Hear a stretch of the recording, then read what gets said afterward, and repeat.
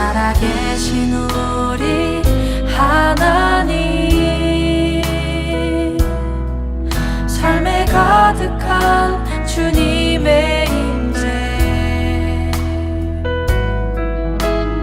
불러주시고 채워주시네.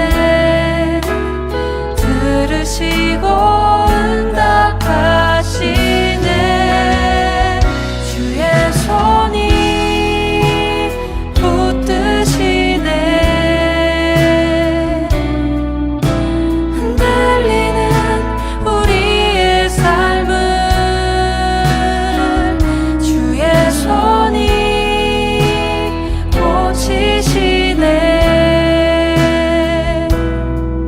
상한 우리의 마음은 주의. 할렐루야. 오늘도 말씀과 기도로 하루를 여는 여러분을 사랑하고 축복합니다. 우리는 살아가면서 수많은 결정을 내립니다. 무엇을 선택할지, 누구의 말을 들을지, 어떤 방향으로 가야 할지 등의 문제들을 결정하며 살아가지요. 그럴 때 우리는 자연스럽게 자신이 알고 있는 바를 의지하며 살아갑니다. 지금까지 쌓아온 경험을 의지하고, 주변의 사람들의 조언을 의지하고, 또 여러 가지 정보들을 의지하며 선택을 합니다. 그러나 이런 삶에 하나의 문제가 있습니다. 내 경험과 판단이, 그리고 또 다른 가르침이 하나님의 말씀보다 앞서기 시작할 때 우리의 삶엔 큰 문제가 생깁니다. 우리의 지혜조차도 마찬가지입니다. 우리는 많은 것을 알 수 있지만 모든 것을 아는 것은 아닙니다. 오늘의 상황을 살펴볼 수는 있지만 앞날을 내다볼 수는 없죠. 그러하기에 우리의 지혜의 한계를 인정해야겠습니다. 오늘 본문은 이와 같은 내용을 다루고 있습니다. 당시 강한 나라였던 구스와 애굽을 향한 하나님의 말씀입니다. 함께 묵상하는 말씀은 이사야 18장 1절부터 19장 15절까지입니다. 말씀 듣고 묵상 나눔하겠습니다. 슬프다. 구스의 강 건너편 날개치는 소리 나는 땅이여, 갈대배를 물에 띄우고 그 사자를 수로로 보내며 이르기를, 민첩한 사절들아, 너희는 강들이 흘러 나누인 나라로 가되 장대하고 준수한 백성, 곧 시초부터 두려움이 되며 강성하여 대적을 받는 백성에게로 가라 하는도다. 세상의 모든 거민, 지상에 사는 너희여, 산들 위에 기치를 세우거든 너희는 보고 나팔을 불거든 너희는 들을지니라. 여호와께서 내게 이르시되, 내가 나의 처소에서 조용히 감찰함이 죄인은 일광 같고 가을 더위에 운무 같도다. 추수하기 전에 꽃이 떨어지고 포도가 맺혀 익어갈 때에 내가 낫으로 그 연한 가지를 베며 퍼진 가지를 찍어버려서 산의 독수리들과 땅의 들짐승들에게 던져주리니 산의 독수리들이 그것으로 여름을 지내며 땅의 들짐승들이 다 그것으로 겨울을 지내리라. 그때의 강들이 흘러 나누인 나라의 장대하고 준수한 백성, 곧 시초부터 두려움이 되며 강성하여 대적을 받는 백성이 만군의 여호와께 드릴 예물을 가지고 만군의 여호와의 이름을 두신 곳 시온산에 이르리라. 애굽에 관한 경고라.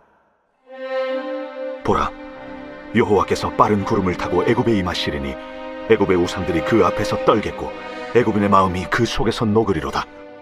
내가 애굽인을 격동하여 애굽인을 치리니 그들이 각기 형제를 치며 각기 이웃을 칠 것이요, 성읍이 성읍을 치며 나라가 나라를 칠 것이며 애굽인의 정신이 그 속에서 쇠약할 것이요, 그의 계획을 내가 깨뜨리리니 그들이 우상과 마술사와 신접한 자와 요술객에게 물으리로다. 내가 애굽인을 잔인한 주인의 손에 붙이리니 포악한 왕이 그들을 다스리리라. 주 만군의 여호와의 말씀이니라. 바닷물이 없어지겠고 강이 잦아서 마르겠고 강들에서는 악취가 나겠고 애굽의 강물은 줄어들고 마름으로 갈대와 부들이 시들겠으며 나일 가까운 곳, 나일 언덕의 초장과 나일강 가까운 곡식밭이 다 말라서 날려가 없어질 것이며 어부들은 탄식하며 나일강에 낚시를 던지는 자마다 슬퍼하며 물 위에 그물을 치는 자는 피곤할 것이며 세마포를 만드는 자와 배 짜는 자들이 수치를 당할 것이며 그의 기둥이 부서지고 품꾼들이 다 마음에 근심하리라. 소안의 방백은 어리석었고 바로의 가장 지혜로운 모사의 책략은 우둔하여졌으니 너희가 어떻게 바로에게 이르기를 나는 지혜로운 자들의 자손이라, 나는 옛 왕들의 후예를 할 수 있으랴. 너의 지혜로운 자가 어디 있느냐? 그들의 만군의 여호와께서 애굽에 대하여 정하신 뜻을 알 것이요 곧 내게 말할 것이니라. 소안의 방백들은 어리석었고 노베 방백들은 미혹되었도다. 그들은 애굽 종족들의 모퉁이 또리건을 애굽을 그릇가게 하였도다. 여호와께서 그 가운데 어지러운 마음을 섞으셨으므로 그들이 애굽을 매사에 잘못 가게 함이 취한 자가 토하면서 비틀거림 같게 하였으니 애굽에서 머리나 꼬리며 종려나무 가지나 갈대가 아무 할 일이 없으리라.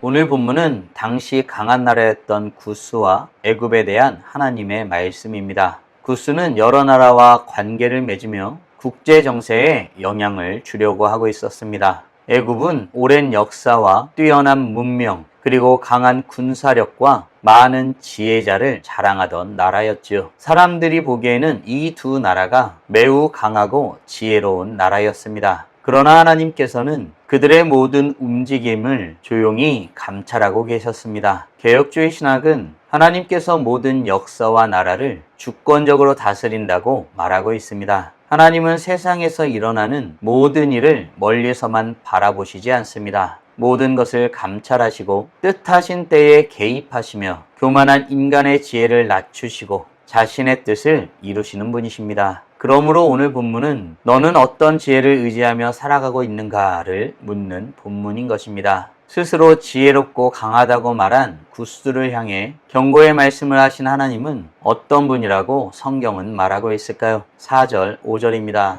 여호와께서 내게 이르시되 내가 나의 처소에서 조용히 감찰하니 죄인은 일광 같고 가을 더위에 운무 같도다.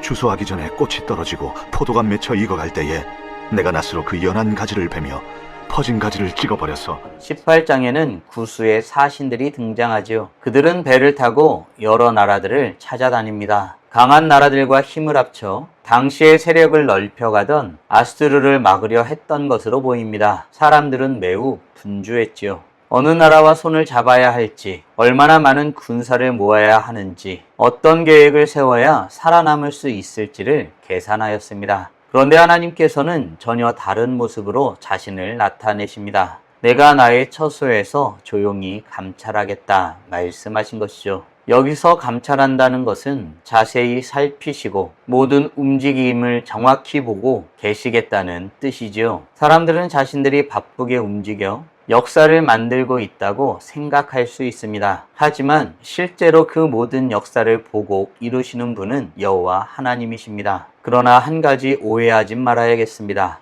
하나님께서 조용히 계신다고 해서 아무것도 하지 않는다는 뜻은 아닙니다. 큰 소리를 내지 않는 햇빛과 이슬처럼 보이지 않는 것처럼 느껴지고 아무 소리도 들리지 않지만 하나님은 분명히 일하고 계십니다. 사랑하는 성도 여러분, 하나님은 감찰하시며 우리의 삶 가운데 일하고 계심을 믿고 있나요? 바라기는 우리가 보지 못하는 곳에서도 하나님은 자신의 뜻을 이루고 계심을 믿고 조급함을 내려놓고 하나님의 때를 기다리며서는 복된 하나님의 자녀들 되길 간절히 소원합니다. 이어 하나님은 애굽에 대한 경고를 하시죠. 어떤 내용을 말씀하셨을까요? 1절입니다. 애굽에 관한 경고라. 보라, 여호와께서 빠른 구름을 타고 애굽에 임하시리니 애굽의 우상들이 그 앞에서 떨겠고 애굽인의 마음이 그 속에서 녹으리로다. 하나님께서 애굽에 임하십니다. 하나님은 영원히 지켜보시기만 하시는 분이 아닙니다. 하나님께서는 정하신 때가 되면 역사 가운데 행동하십니다. 특히 이 본문에서 하나님의 임하심은 애굽을 구원하기 위한 따뜻한 방문이 아니라 그들의 죄와 교만을 심판하시기 위한 임재입니다. 하나님께서 임하시자 애굽의 우상들이 떱니다. 애굽 사람들은 수많은 신들을 섬겼지요. 나일강과 태양을 신으로 섬겼으며 동물의 모습을 가진 여러 우상을 섬겼습니다. 그들은 자신들이 섬기는 우상들이 애굽을 지켜줄 것이라고 믿었습니다. 그러나 참된 하나님께서 임하시자 그 우상들은 아무것도 하지 못합니다. 우상들이 애굽을 지킨 것이 아니라 애굽 사람들이 만든 우상을 스스로 의지하고 있었던 것입니다. 사랑하는 성도 여러분, 오늘 우리에게 애굽의 우상 같은 것은 무엇이 있을까요? 어려운 일이 생겼을 때 하나님보다 먼저 떠올리는 것이 있다면 그것이 우리의 우상일 수 있습니다. 바라기는 세상의 우상과 자신의 힘을 의지하지 않고 모든 것을 감찰하시며 역사 가운데 임하시는 하나님을 바라보며 주님을 의지하며 살아가는 은혜의 사람들이 되길 간절히 소원합니다. 그렇다면 하나님은 하나님을 경외하지 않는 자들에게 어떻게 행하실까요? 14절, 15절입니다. 여호와께서 그 가운데 어지러운 마음을 섞으셨으므로 그들이 애굽을 매사에 잘못 가게 함이 취한 자가 토하면서 비틀거림 같게 하였으니 애굽에서 머리나 꼬리며 종려나무 가지나 갈대가 아무 할 일이 없으리라. 애굽은 고대 세계에서 지혜로 이름난 나라였지요. 오랜 역사를 가지고 있었고 학문과 기술도 뛰어났습니다. 왕을 돕는 고관들과 지혜자들이 국가의 중요한 일들을 결정하였습니다. 그러나 하나님의 심판이 임하자 애굽의 지혜자들은 바른 길을 제시하지 못하였습니다. 이것이 하나님을 알지 못하는 이들의 마지막 모습인 것입니다. 아무리 많은 지식과 뛰어난 능력을 가지고 있어도 하나님을 경외하지 않는다면 인생의 가장 중요한 방향을 찾지 못할 것입니다. 바라기는 자신의 지혜를 의지하지 아니하고 하나님을 경외하며 말씀 가운데서 지혜를 구하며서는 복된 하나님의 자녀들 되길 간절히 소원합니다. 사랑하는 성도 여러분, 오늘 우리는 하나님을 알지 못하는 지혜로 나아갔던 구스와 애굽에 대해 하나님께서 행하신 일들에 대해서 묵상하였습니다. 다음 질문들을 통해 말씀을 정리하고 더 깊게 묵상해 보길 원합니다. 하나님께서 내 모든 삶을 감찰하시고 역사하고 계심을 믿으시나요? 아울러 삶에 있어서 중요한 결정을 내릴 때 여호와 하나님의 말씀을 기준 삼고 있나요? 여호와를 경외하는 지혜로 살아가기 위해 지금 당장 할 수 있는 일은 무엇이 있을까요? 묵상하신 대로 주님 앞에 나아가 찬란하게 빛나길 간절히 소원합니다. 다 함께 기도하겠습니다. 살아계신 하나님 감사합니다. 오늘도 우리에게 복된 날을 허락하여 주시고 주의 말씀으로 하나님이 어떤 분이신지 무엇을 원하시는지 우리가 어떤 존재이고 어떻게 살아야 하는지 깨닫고 고백하게 하심에 감사드립니다. 하나님, 세상에는 많은 사람들이 있습니다. 그리고 그들은 많은 것을 가졌고 많은 지혜를 가진 것처럼 보입니다. 그리하여 그들이 행한 것처럼 행하기만 하면, 그들과 함께 어울리기만 하면 우리의 삶이 안전할 것이라 착각하기도 합니다. 그러나 하나님, 그 모든 것은 허상이요 아무것도 아닌 것을 말씀하시고 여호와 하나님을 알고 여호와 하나님을 경외함으로 주님께서 주신 지혜로 살아가는 것이 참된 것임을 깨닫고 고백하게 하심에 감사드립니다. 수많은 일들을 이루어내고 수많은 업적을 쌓는다 할지라도 여호와 하나님을 경외하지 않는다면 정말 중요한 방향을 찾아내지 못하게 되는 것을 말씀을 통해 확인하게 됩니다. 주님을 경외함으로 우리가 무엇을 위해 살고 어떻게 살아야 할지 깨닫고 고백하며 그 지혜로 살아가는 하나님의 자녀들 되게 하여 주시옵소서. 그 지혜로 오늘 하루를 하나님의 영광을 위해 하나님의 기쁨이 되기 위해 살아가는 우리 모두가 되게 하여 주시옵소서. 이로써 찬란하게 빛나는 우리 모두가 되게 하여 주시고 오늘도 주님과 함께 살고 이웃과 함께 살아 우리의 삶을 통하여 영광 돌리게 하여 주시옵소서. 이 모든 말씀 우리 주 예수 그리스도의 이름으로 기도드리옵나이다. 아멘.